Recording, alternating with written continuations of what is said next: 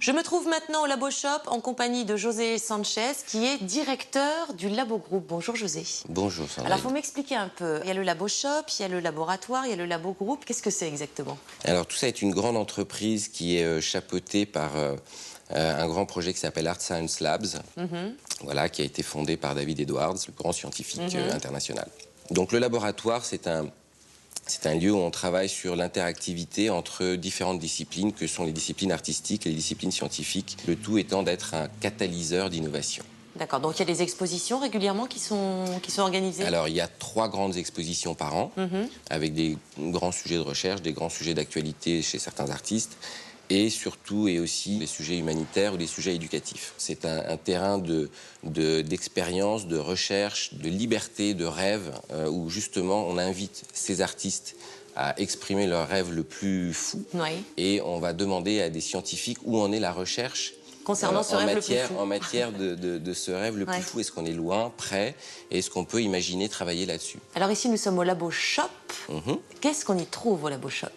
Le Labo Shop est une petite extension du laboratoire. La première chose qu'on y trouve, c'est pas mal de littérature pour expliquer ce domaine de réflexion qui est art et science. Il y a pas mal d'écrivains, de scientifiques et d'artistes qui ont écrit sur ce sujet. Et puis on y trouve beaucoup d'objets, et notamment les choses qui ont été produites au fur et à mesure des expériences qui ont eu lieu au laboratoire. Par exemple, là je vois que vous avez un petit paquet devant vous. Qu'est-ce que c'est? Alors ça, c'est un produit qui s'appelle le WIF, Oui. qui illustre parfaitement le processus du laboratoire. David Edwards est un scientifique, comme je vous l'ai dit tout à l'heure, et un de ses domaines de prédilection et vraiment de grandes compétences dans les recherches sont les aérosols médicaux. On va dire presque 2 ans en arrière, nous étions en train de travailler sur le projet d'exposition avec Thierry Marx, qui est un grand chef français. Et est venue l'idée de marier ces aérosols scientifiques à l'univers culinaire.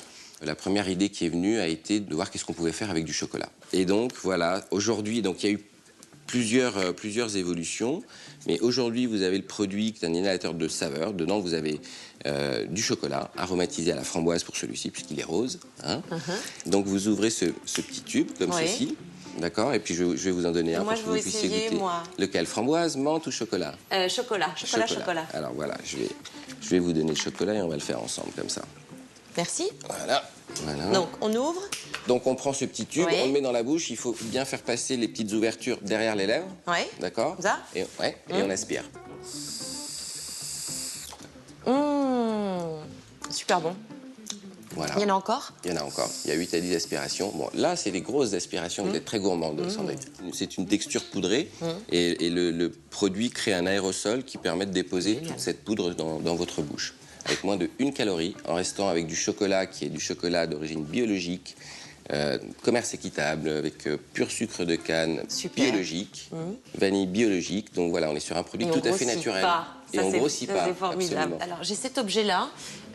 Alors qu'est-ce que c'est? Ça, c'est une collaboration entre Mathieu Lehanner, qui est un designer français très talentueux, et David Edwards, qui a pris la place du scientifique. Donc ce produit, qui s'appelle Andrea, est un purificateur d'air. C'est-à-dire que c'est un produit qui permet de dépolluer l'air ambiant à l'intérieur des maisons, des bureaux, dans une pièce, et d'une façon tout à fait biologique, avec une plante vivante, sans créer de déchets, avec des filtres à changer, des cartouches à jeter ou des choses comme ça. Il suffit d'un peu d'eau pour faire vivre cette plante. Bah écoutez, super. Bah, merci beaucoup pour toutes ces explications, José. Mais je vous en prie, avec plaisir. Nous vous en parlions à l'instant de cet objet Andrea, designé par Mathieu Lehanner. Alors BBB a pensé à vous. Voici tout de suite le portrait de ce créatif, pas vraiment comme les autres.